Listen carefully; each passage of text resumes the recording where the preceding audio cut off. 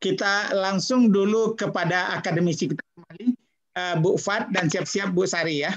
Kami persilakan Bu Fat. Oke, terima kasih Prof. Fazli ya, karena kita lebih mewakili penggiat kan gitu. Pertama sekali harus tinggalkan gitu community based tourism itu.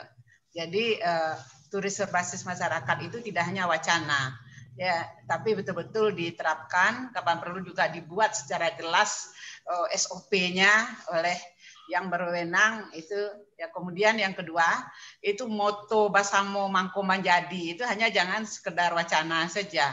Nah, itu salah satu kearifan lokal yang muncul sebagai moto kita untuk menjawab apa yang dikatakan oleh Bu Sari tadi, untuk menghindari ego sektoral itu, maka Basamo Mangko Manjadi itu betul-betul diterapkan, tidak hanya sekedar wacana. Mungkin itu saja. Baik.